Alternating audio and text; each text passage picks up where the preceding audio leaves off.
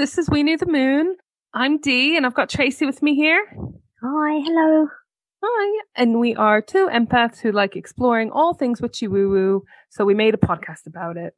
And today, I'm so excited about this because Tracey's going to be presenting on a topic that I know is very close to her heart and is something that I personally don't know very much about at all. So I can't wait for you to tell me all about it.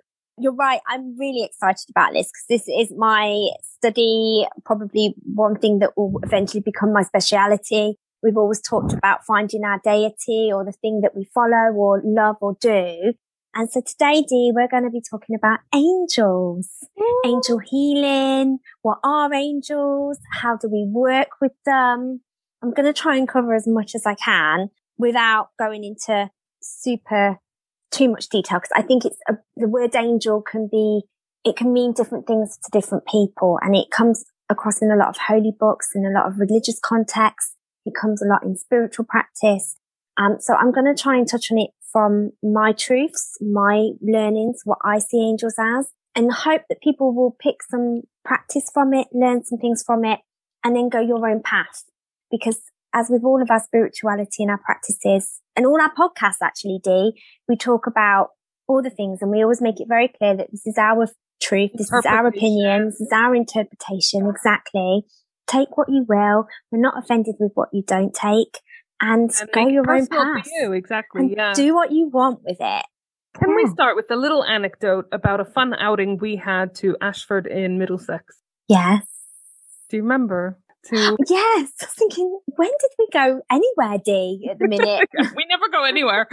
This was obviously pre-COVID, and I was so honored to take Tracey for her first tattoo. We'll post it, won't we? Don't get excited, everyone. It's like 2 lines, isn't it, Dee? It hurt so much. I was such a wimp, and I was so proud of myself. She was so brave. But yes, I got a tattoo of a symbol of Archangel Michael. I think at that point I was probably going down the path of angels being my thing. Very clearly, I got one tattooed to me. Angels are very special to me, and I'm super excited to talk to you about them today. And hopefully I give justice to the word angel. I already have so many questions, but I'm going to wait. But I've got some questions for you too, because you know I like to put you on the spot, and I love exactly. So the word angel translates from the Hebrew word messenger. So that's what the word angel means. And I think a lot of us, when we think of angels, even now after doing all of my studies on this healing concept, still takes you back to maybe holy books, in particular maybe the Bible. The word God comes up a lot with angels as well. And we strongly, I think, associate them with sort of a religious context, you know, messenger of God. Yeah, in all honesty, that's probably what turns me off a little bit about angels, is because I have such a strong association with them, with Christianity. And, you know, my family background is Catholic, not my immediate family. So that immediately my association is with Catholicism, which I just don't connect with.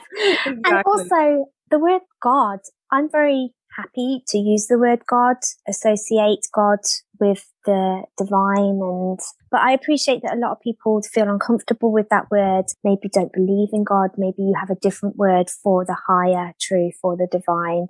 Exactly. And I think that's it. You just substitute it with God, goddess, the divine, the universe, whatever you think of.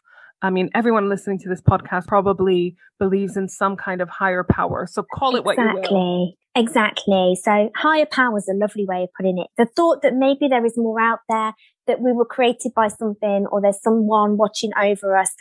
Like I say, I'm going to use the word God, but from a non-religious context, which sounds strange, doesn't it? But a lot of angel healing work and angel practice is from a non-religious context. It's from a spiritual.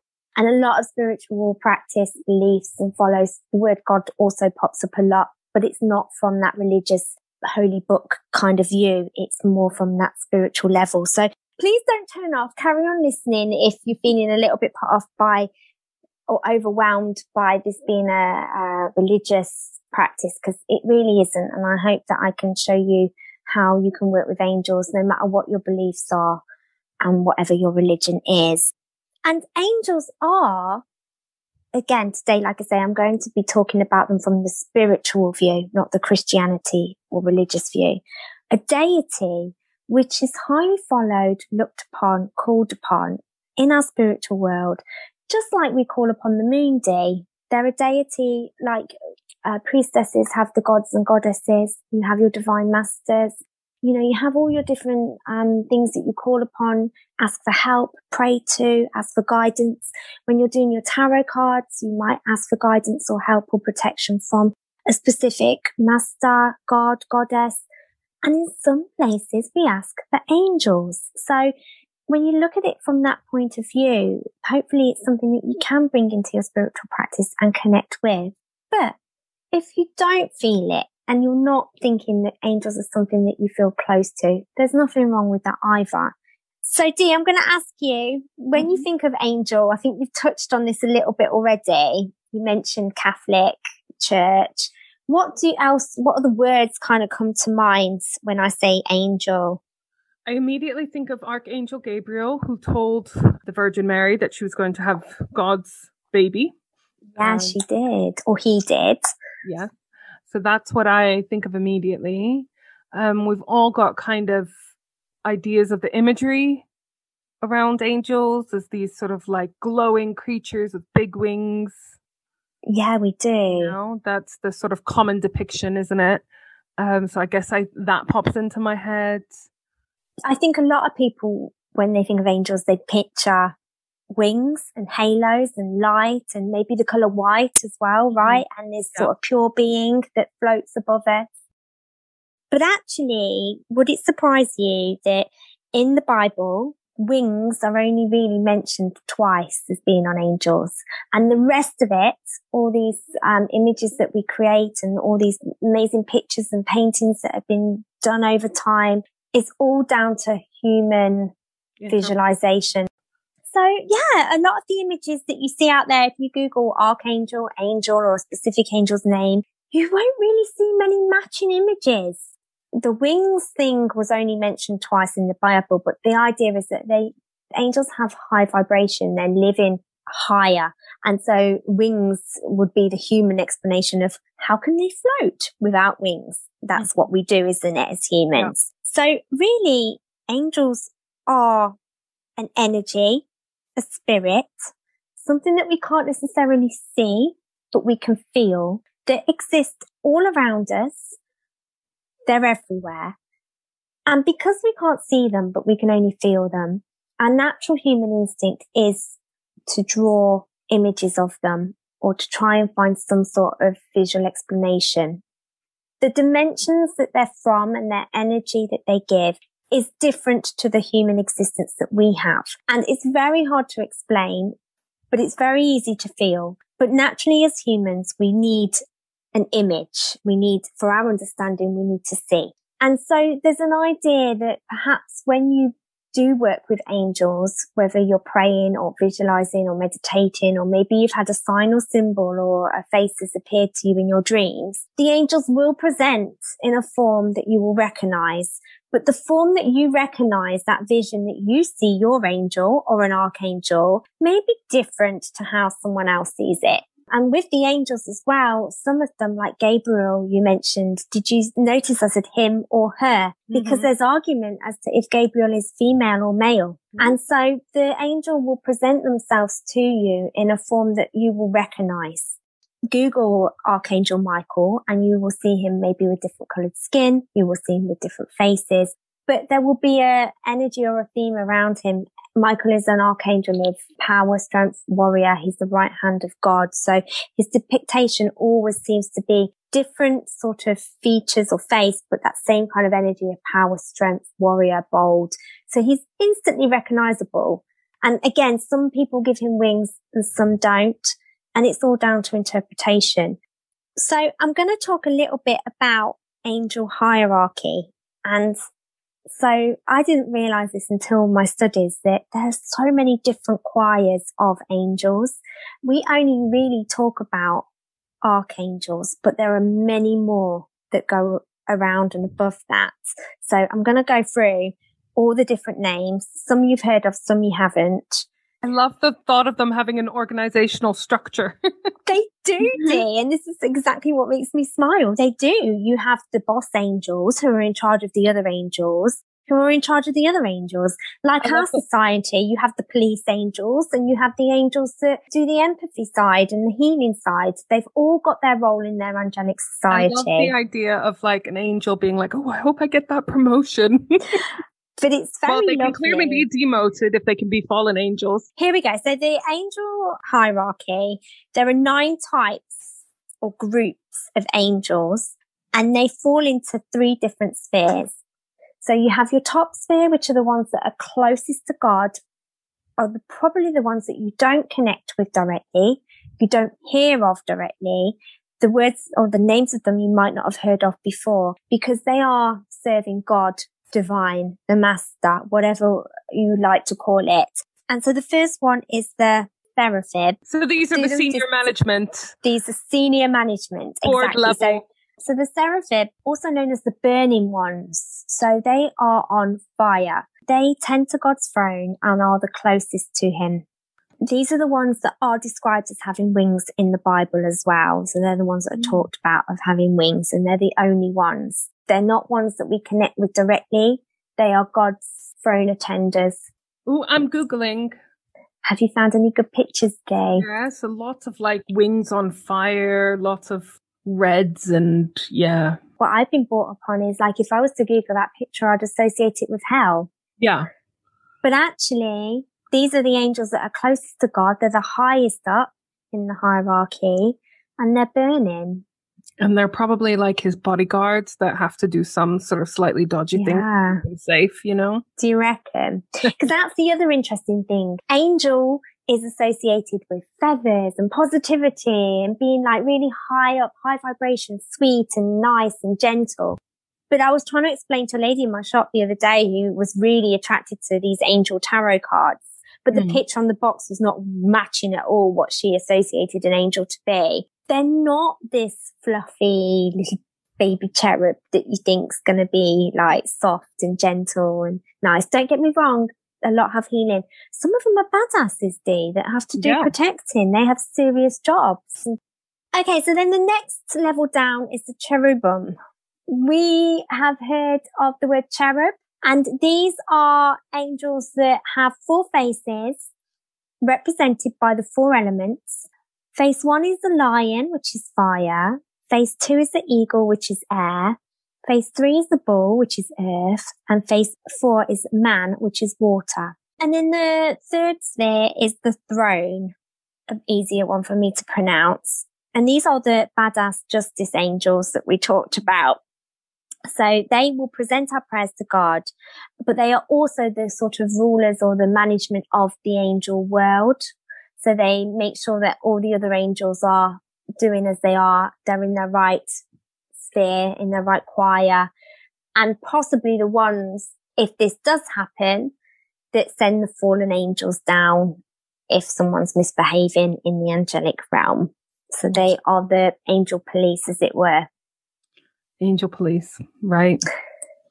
And then the second sphere, so we have another group of 3 coming now. Are they below?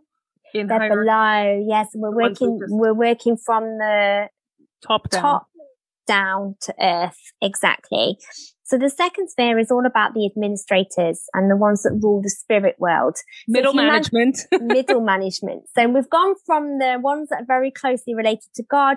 We're now dealing with the ones who are related to the spiritual world, the things we can't see, the spirits, the energies that we talk about, things that still as humans we know are there, but perhaps we don't picture or understand fully yet. But these angels rule and govern that world. So you have the dominions or the lordships, and they regulate all of the duties of the lower angels. So again, there's more angel police here. We have the powers who oppose evil. They help stop evil spirits entering. They have shields, and they're depicted as like warriors who are stopping the nasty bits of spirituality coming through and offer protection through that. And we have the virtues, who are a source of virtue from God to man. The next and the third and final sphere of angels are going to be the ones that are on our realm, on our human level. They are the ones we connect to. They are probably words that you've heard of, and they're the ones that you work with if you're interested in any form of angel work or therapy. So the first ones are called the principles, and they manage and protect humans, particularly big groups. They protect the world. They are governed by all of the higher angels, and they are our guardians, which is nice to know, isn't it? I like that, yeah. So the guardian angels. Yeah, the guardian angels. Now, this is the one that you hear of a lot, and it is the archangels. Mm-hmm. So I was quite surprised when I was learning this, that the archangels are actually in the lower sphere, and they're a choir that is in lower. But if it makes sense, because they're the ones that, if you're saying the lower spheres are the ones that appear to humans. Yeah, they're ones we connect with, right? So they need to be in the lower sphere. But there is a little side bit, a little shortcut to get to the top sphere. So if archangel is spelled with a capital A, and there are 7 principal ones, which I'll talk about later, but Michael, Gabriel, Raphael, the ones you'll heard of, they are actually in the top group of the seraphims, the first group I mentioned, because Archangel Michael is the right hand of God. He's very close to God. So he is in the top group. So he's in there with those who are tending to God's throne. But he is also in the lower sphere, so he can connect to humans. So you do have like a little, I like to see it as like a little fast route to the top here. So the archangels are very important in healing practice because, and I will go into them a bit more later, each one has a speciality. They have their own day of the week. They have their own chakra. They have their own crystals. And then finally, the last group that is in this last sphere are angels. And they are believed to be everywhere. And one of the main angels that we probably hear of a lot is our guardian angel. And it comes upon a lot of giftware, doesn't it? And so a lot of like little guardian angel pin badges, and people like to send little feathers and things saying your guardian angel's here. Yeah. Did you know there were so many? I didn't know that there were all these different, I just thought there were the angels and the archangels. We know the angels are there. We know they're existing. We know that we can feel them and we possibly can't see them, but they do present in maybe visualizations in a way we recognize. What do we do with them? And so I'm going to give some examples of how you can use angels in spiritual practice for guidance, support, protection. There are some prayers or some affirmations or some requests that you can say out loud to your angels.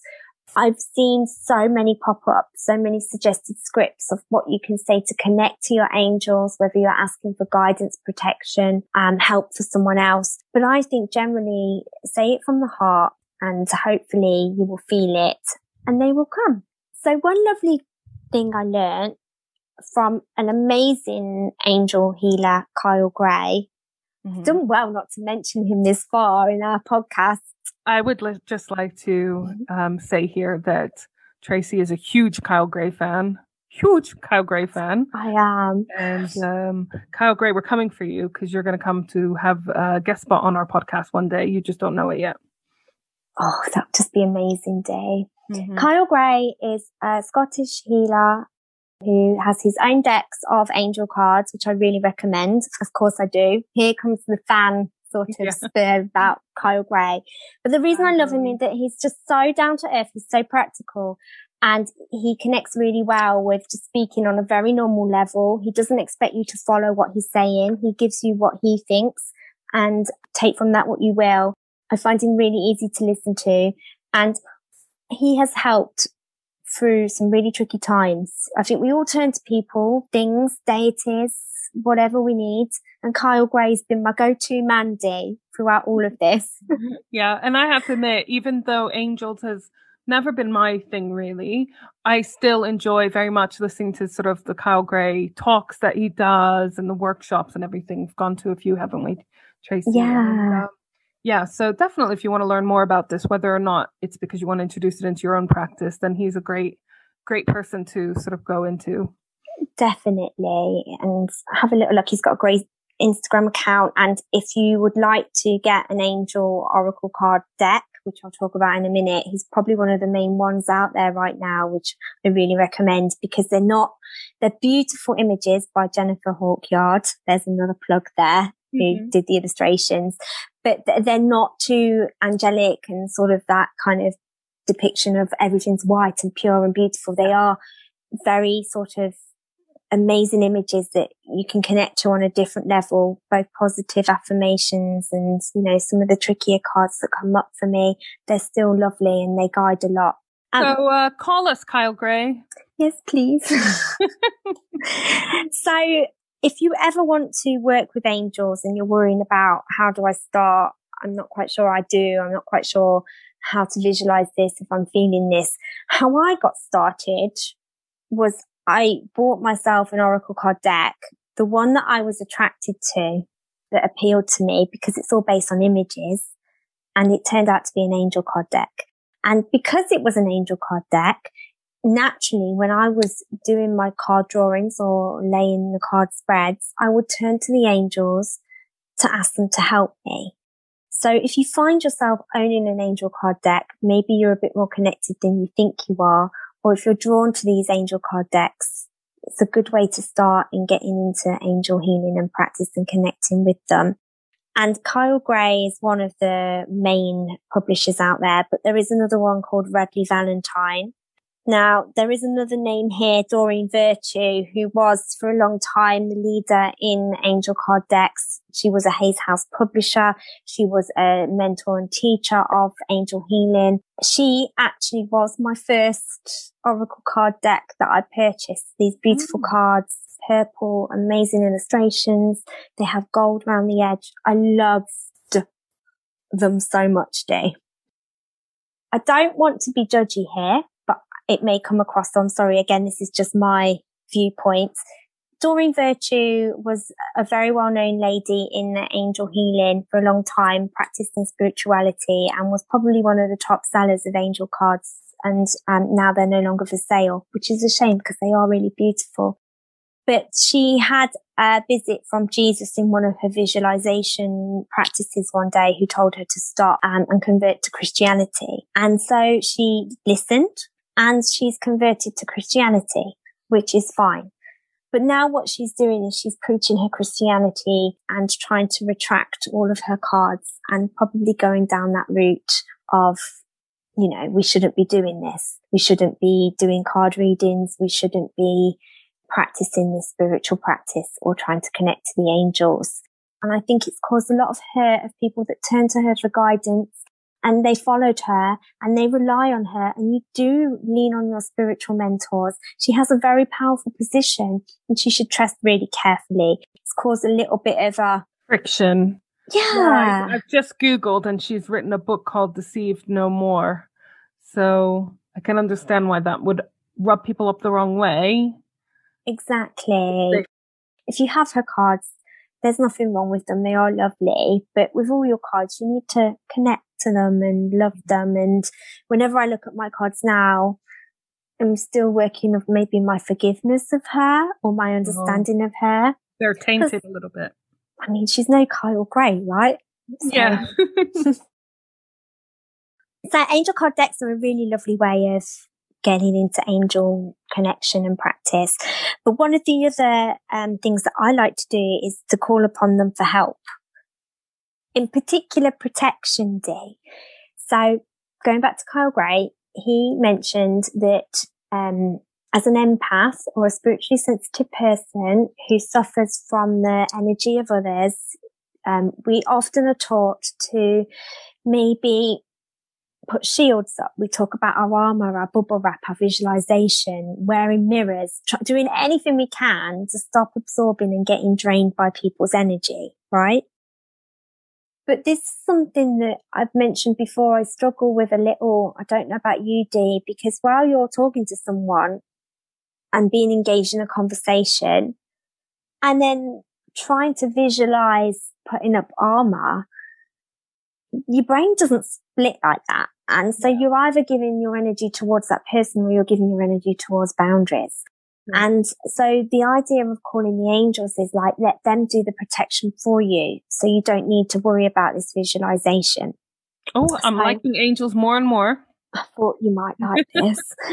So if you're in a situation where you feel like you could be vulnerable, you're going to have to be around people you find difficult, or perhaps you've just got a day where you're feeling very stretched, overwhelmed, exposed, vulnerable, you can just ask the angels in your head through prayer out loud. Angels, I'm finding it very difficult today. Please guide me and protect me from ... It's not complicated. There's no special spell. There's no like getting a potion out or crystals or positions you have to get yourself in. It just comes from the heart.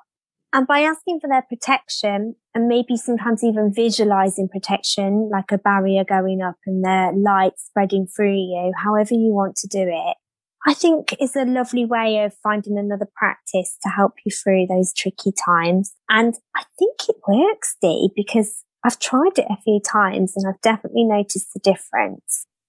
One day I had this day, I think you remember it, where I had meetings from, I think about 8:30 in the morning, going all the way through my day till 9 o'clock at night. And some of them were really tricky meetings. Yeah. And it got to a point where I was feeling very overwhelmed. My schedule was really tight. I hate being late for things. It causes anxiety. And there was no room really for me to eat in between. And I was just thinking, please get me through today. I don't even know I'm going to get through to this evening's meeting. So I said my little angel prayer in the morning of help for their strength and their protection from difficult people and to help me get through the day. And one of my meetings got cancelled. One of my meetings turned out to be on a much smaller, less overwhelming scale than I thought it would be. None of these difficult meetings were with me, FYI, everyone. No, they weren't. They weren't. But at the end of the day, when these things unfolded and you think, oh, what are the chances of that? It was, at the end of the day, I gave thanks to them for helping my day become easier because they knew that it'd be too difficult for me to try and do too much. And that's the other rule of thumb when asking angels for their help. You can't go too wrong as long as it comes from the heart. But also remember to give thanks as well. So it's not all like, please give me this, please give me that, please help me with this. Give them thanks for all the wonderful things they've already given you, like your health, your family, your friends. When you've had a nice day, give them thanks for the nice day that you've had. Another rule of thumb is never to wish bad upon others. Do not use them to try and make something bad happen to someone else. Or do not use them to wish bad upon yourself as well, because they just won't do it. They don't do everything you say. You've got to have good intentions. Exactly.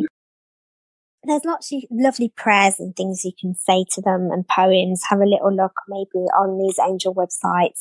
Maybe you want to do a course yourself. The Centre of Excellence is a really lovely one I recommend to do. But in all spiritual practice, never worry about doing it wrong. These lovely guides, spirits, angels, they're not there to judge you. They're not there to spy on you. They're not there to make you feel bad as a person. Oh my God, spying on us? It never even occurred to me they might be spying. Oh no, I've planted a thought in your head. The thing with the angels is that they will love you unconditionally and they know you more than you know yourself. So they know what's good for you and they've got your back. So another lovely thing that you can do to connect with angels, if you're feeling like, well, this sounds lovely and I'd love to practice this, but perhaps it's not something I can do every day, is there are lots of angel healers that you can visit. Like you go for your tarot reading, your card reading. There's people who are angel healers who will do a treatment for you, a plan, help you connect, do an angel card reading, say an angel card prayer with you. There are people out there who have worked very hard to connect to their angels on a daily practice. Like an interpreter. Yeah, like an interpreter, the middle person. There's also the idea I mentioned before of guardian angels. And so if all of the archangels and the spheres and everything else I'm telling you is just too much, know that everyone has a guardian angel. And they're there all the time with you and will help you through good times, bad times, tricky times. They've got your back. And they are there for you when you are ready to connect to them. So when you're ready, one way of connecting with your guardian angel is to first name him or her. I've named mine Lou. Lou. I don't know why. Yeah. So you name them, or do they have a name? Do you have to try to tap into what their name is, or meditate on it? You can meditate on it and then they might come. You could say, guardian angel, what is your name? And maybe a name will come. I don't know where Lou came from. It's certainly not my favourite name. It's not even that glamorous, really, but it's just come. Mm-hmm. It's just there. The reason of a name really is, we mentioned before, angels don't have physical form. They don't really have a physical look. They don't have a sex. They're not a him or her.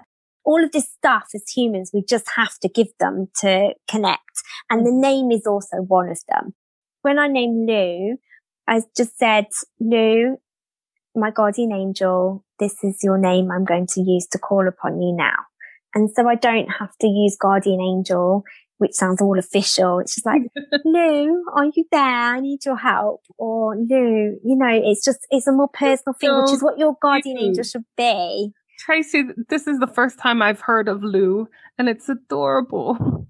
Oh, thank you. Lou, thank you for looking after my friend Tracey. Thank you, Lou. And Lou likes to give me little signs sometimes that she's there. I've assigned her a her.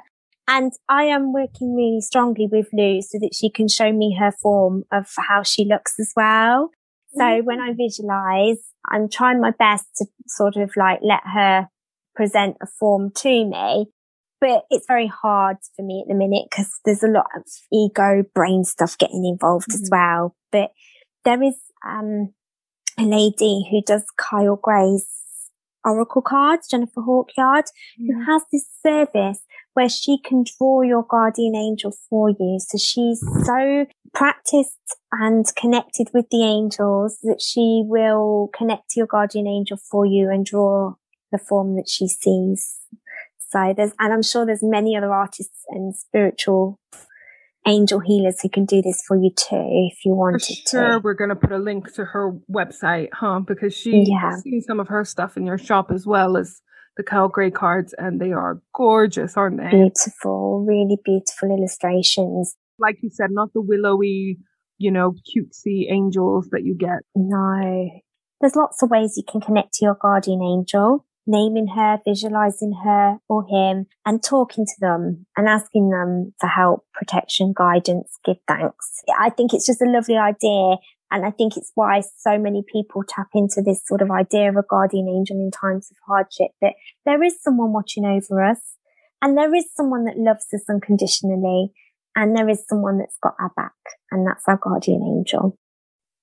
Another thing that pops up a lot with angels and angel healing is the thought of these little signs and synchronicities that we get. So the saying, feathers appear when angels are near, angel numbers, hearing a humming noise, is that the angels talking to you? This is hard for me to put into words, but from having a massive pathway of lots of coincidences, such as seeing lots of feathers, synchronicity is something that isn't just chance or luck, but it's actually a message that's coming across to you from something. And it might not be angels. It might be something else that you believe in, these little signs of things that we see. What are the chances of me picking up 12 white feathers today, or looking at the clock and it being 1111? I keep seeing these numbers. I keep seeing these feathers. I keep seeing these symbols. And then you find that the more you open up to it, the more you see them. And there's a really lovely saying here, which I learnt in my course, which is from Einstein. So Einstein said, coincidence is God's way of remaining anonymous. Ooh. So quite powerful, hey? And I think you can read into that sentence whatever you will. We talked a little bit about this, didn't we, way back when in the numerology episode, where we were saying, like, do you notice these numbers because you're looking out for them more, or do you see them a lot because they're appearing more to you? Exactly. Law of attraction a little bit, right? Talked about a friend that I had that was obsessed with the number 256, which is really random. Right. But he insisted he saw it everywhere. But can you just pick any 3 random numbers and start seeing it everywhere? If you're open to it, then you've opened the gates you're being mindful, you're looking out, and the signs will come. And I've got a whole book here of angel numbers. For this podcast, I was like, what are the angel numbers? Every single number is an angel number. So if you keep seeing, like you mentioned, the same number over and over and over again, have a little look at what it means, because each number is a meaning. Oh my God, can you read 256? Let me find 256. Because remember, this friend even had it tattooed on himself. Wow. Okay. So the number 256, this is from, guess whose book? I was going to say, Tracey's holding up a book by Kyle Gray called Angel Numbers. Mm-hmm. In order to receive, you must be prepared to give and share. Move beyond a limiting and lacking mindset. Oh, that's interesting, because he was a selfish cunt. There we go. Interesting though, right? If you keep seeing the same number, and there are some numbers which are strongly like associated, like 1111, you know, seeing those repeated numbers, the angels speaking to you. I think the rule of thumb is that if you keep seeing the same number, even if it be a random number like 256, it's the idea of angel numbers is that they're trying to tell you something. And so have a little look at what it means. Feathers are another one that they like to throw at you and give you a lot.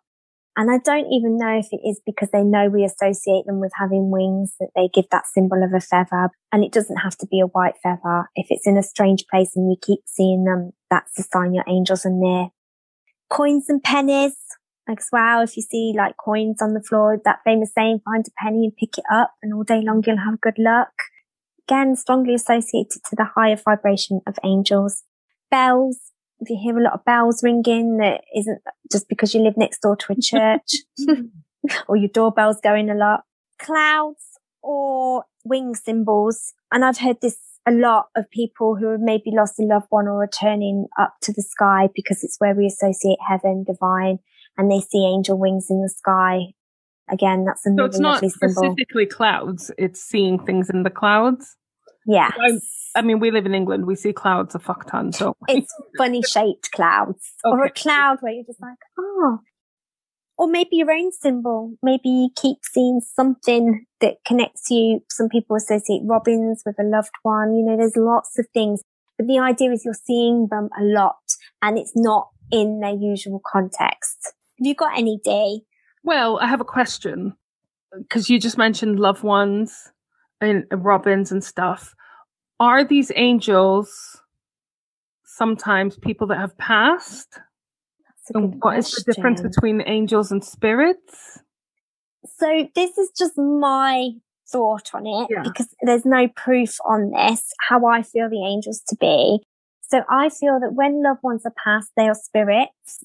And I feel that angels are different, that will look after our loved ones. So they are the governing spirits, the guiding spirits. They are the ones that if we do go to another realm, heaven, dimension, planet, they are the ones that guide the way. They are the ones that will welcome and look after you while your soul passes from one form to another.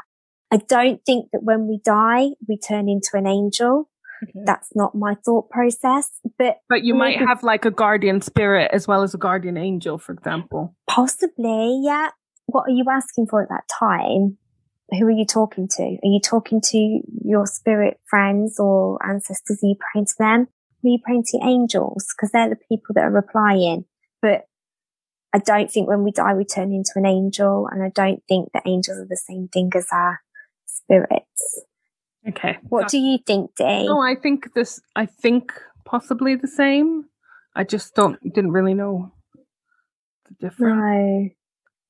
I did have a very interesting journey with a healing thing I did a few months back, where my friend guided me on this journey. I had no idea what to expect.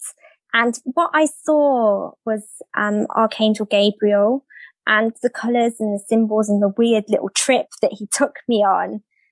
I spent a few days just sort of suspended in that kind of lovely, slightly tricky journey. Slightly shocked that I'd seen such weird things, like what's wrong with my mind to see a cow in a field. And then started to join the dots. And it was only when I started to join the dots, I was like, wow, my brain just couldn't make that up. Like I saw Gabriel, I saw a cow, I saw very clear symbols. So You can do it. You don't have to be like super practice. But it's a practice, isn't it? So it's practicing. Don't expect to sit down and meditate for 5 minutes and be connected to your angel, right? It's going to take a bit more work than that. No matter if you look upon them as super spiritual and connected, doing their yoga and meditation, and even psychic healers, people that are able to connect to spirits or predict, their gift is no more special than your gift. It's just that they have practiced more. At one point, they were starting as well. Exactly.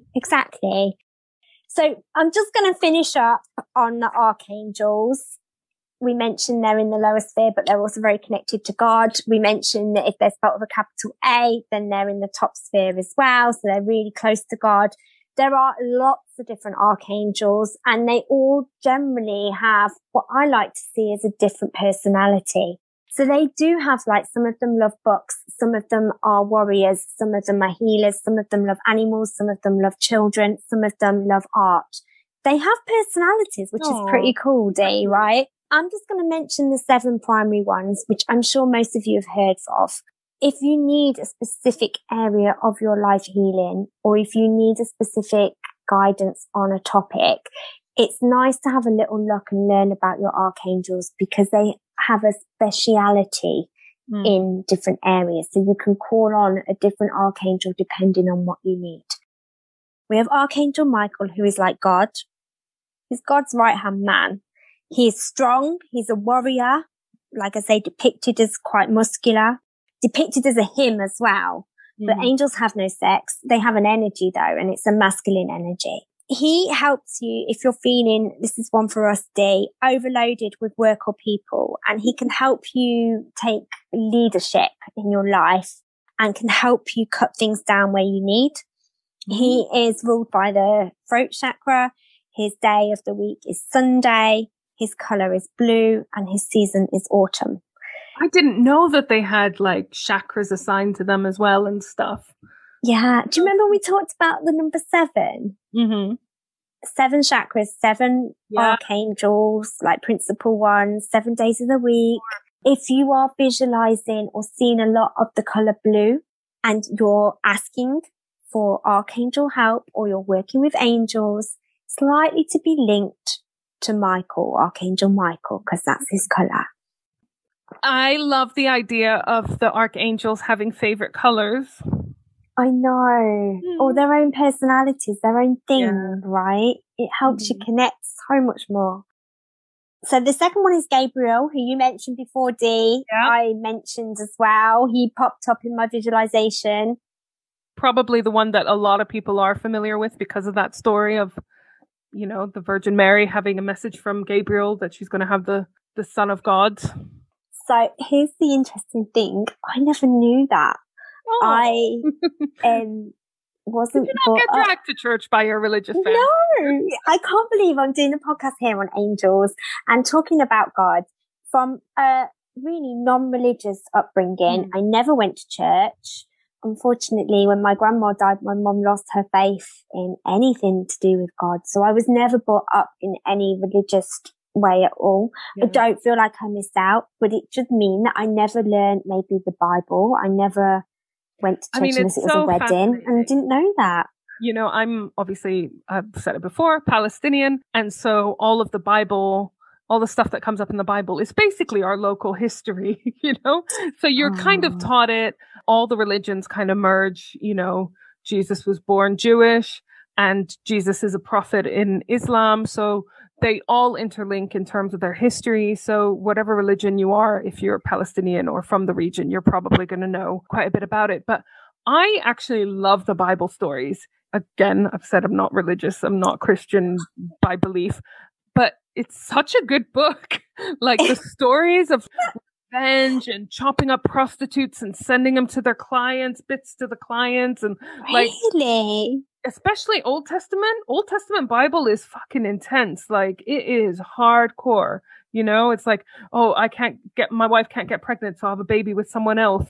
Really quite Have you read it from front to back then? Yeah, well, we Dee? had to. Well, when I was younger. So because, like I said, my immediate family are not religious, but my gran was, and a bunch of my other family were religious, and they kind of, even the non-religious ones were the ones that were kind of like, you better get baptized and have your first communion and your confirmation just in case it's true, you know? So you had to go to you had to have classes, and, you know, and obviously the Bible they teach kids is a little bit watered down. But yeah, then I've honestly, get yourself a Bible and read through. It is amazing what's in there. That was a good read. Interesting on the flip side is like, I've not been brought up. I've never read the Bible. I have been christened, and I asked my mum what church I was christened under. Am I Catholic or Protestant? And she didn't know. She had to look it up. And what's the answer? Protestant, we think. Yeah, I was gonna say, I feel like she would know if it was Catholic, because she would remember being there for like 3 fucking hours. Yes. But that's where we're at on that in my family. Yeah. And I don't know whether that's right or wrong, but that's how we are. And our hearts are all in a good place, and we by no means judge. But I do quite like the fact that all of this angel spiritual work I'm doing is 100% from a non-religious bias or pre-fed context from being brought up on it. You know? Yes. Without any preconceptions. Slate. Exactly. Yeah. So, yeah, when this face came to me and it turned out to be Gabriel holding a baby, I didn't know that story. Yeah. And so it's shocking that happened. And then I looked it up after, and it's like, wow, where would that have come from? Yeah, because I genuinely didn't know.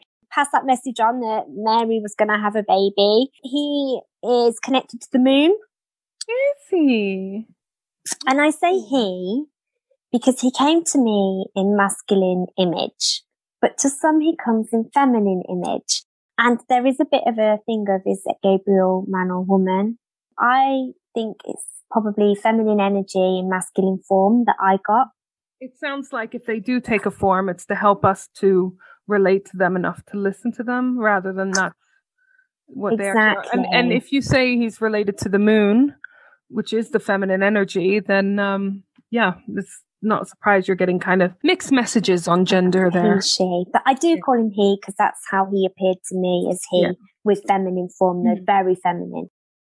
And his colour is white, and he is great for conception and pregnancy. So if you're looking to conceive or have a baby or having any difficulties with family, then he's the angel to call upon.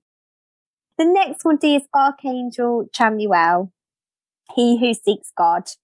And his colour or her colour is pink.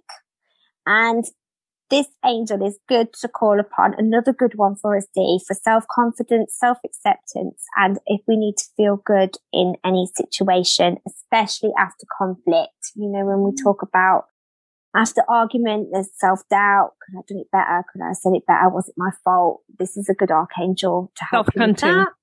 Yeah. Chamuel. Another one you've heard of is probably Raphael, the healer.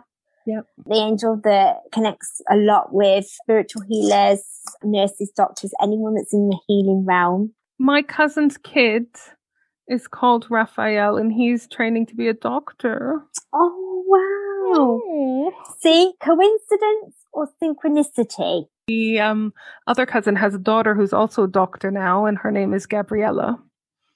Oh, such lovely names, hey? And this is where these names come from as well, these archangels. Raphael is the heart chakra. His colour is green. His planet is Mercury. His day of the week is Thursday. And his season is spring. I'm not mentioning all of the colours and all of the seasons for every single one, because it's too much, Dee. It's too much. But the idea is find your archangel that you need and learn about them, connect to them. You know what we need? We need a spreadsheet. An archangel spreadsheet. Yes, we do. Archangel Zadkiel, the righteousness of God. He is the angel associated with the third eye. His crystal is lapis lazuli, and he is associated with forgiveness. So letting go of those sort of like niggles and grudges and feeding our monsters and all of that jazz. I don't want to. We can help you forgive and forget. Okay. Nearly there, Dee. So the next one is Archangel Uriel, Mm-hmm. the light of God. This angel, and this is what I mean by personalities and sort of like little bits sneaking through where you kind of picture them so clearly. This angel loves theatre, art and dance and helps you come to your own conclusions with things. So, you know, we talked about Libra kind of being on the fence, that sort of energy of politics, of like seeing both sides of the story, or that Gemini energy that sort of flips between the two of like believing one thing and then changing to another and being a bit undecisive on. Or the Aries and Taurus who believe something and just go with it. Yes, and don't budge. Exactly.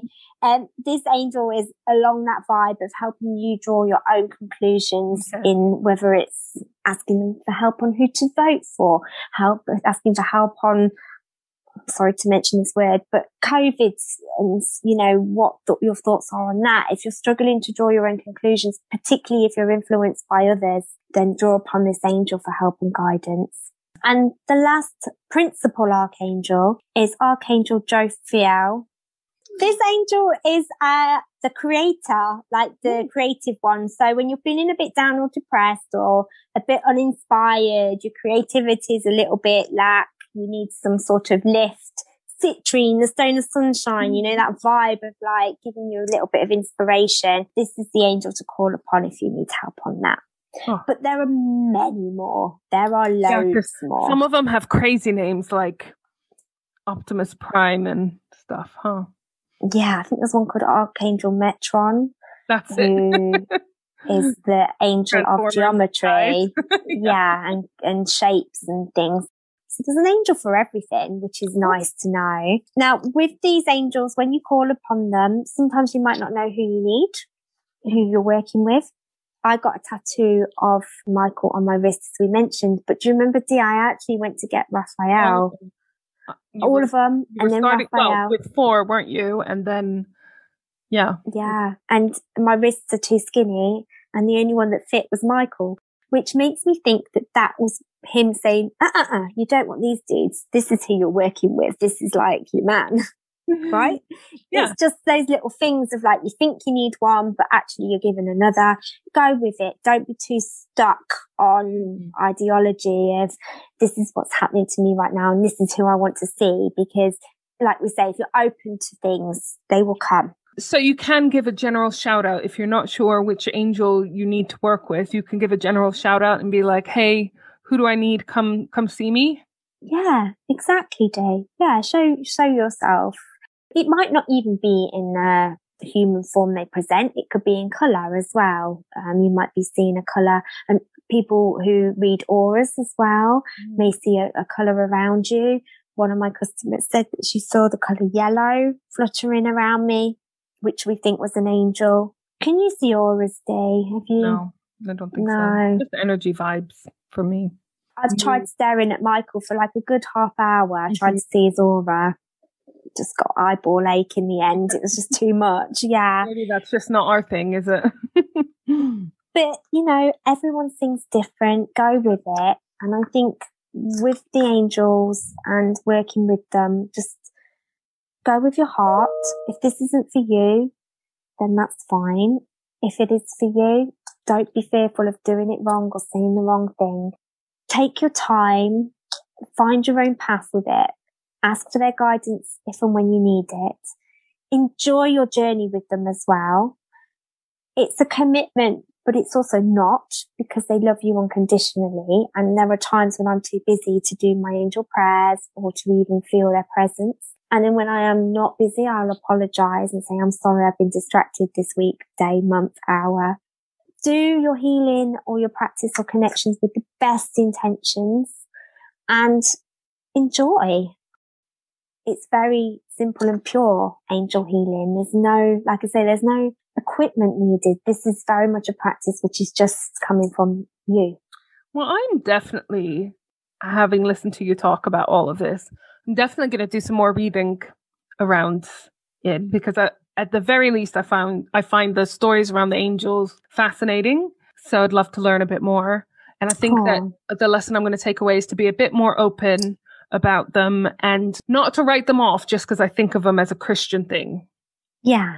Yeah. Because they're clearly not, or they transcend that. And so just need to be a bit more open, I think. But I think that's fascinating. So, thanks, Day. I'm glad I've pointed you in a different direction to look at. I have to say, it's been so cute listening to you talk about this subject because you've been so animated, and you normally are quite animated when you talk about things, but like you're clearly so like passionate and interested in it. So you've been all like excited, and it's love my angel healing so much, and it's been there the whole time. Yeah. But I just needed my brain to catch up with it. Thank you for listening, everyone. Hope you enjoyed. Our next episode is the moon and the body. Yeah, the moon and the body. Exactly. I want to give a shout out to one of our listeners who sent us a lovely message. We love it when you guys email us. Her name is Esther. And she just sent us a really nice message about our subscription box. She had received her first one and she said that it was just prepared with love, which they definitely are, and that she loves listening to us. And we love that she loves listening to us. So I messaged her back because she didn't know that she was actually the first person to sign up to our subscription box. She was. She got an especially happy dance when we saw that email come in. Yeah, so just wanted to give her a little shout out and, message us if you have any questions or suggestions for podcast episodes, because we love it and it does great things for our ego. It really does. Thanks, Esther. It really made us, words mean a lot, don't they, Dee? Definitely. They do. We love basically engaging with you guys. So, we do. Yeah, so drop us a line. All right, so bye. If you enjoyed that and you want more from us, why don't you head over to our Patreon page, patreon.com/We Knew the Moon, and check out some bonus content. Also, if you want to stay up to date, you can follow us on our Facebook page at we.knew.the.moon. If you could leave us a review on our Facebook page, that would mean a lot. Our Instagram handle is the same as our Facebook, at we.knew.the.moon. We're on Twitter at We Knew the Moon 1, and we are also on Pinterest. Just search for We Knew the Moon. Finally, if you want lots more fun, moon info, and all things spiritual, plus our lovely shop, please visit our website, wenewthemoon.co.uk.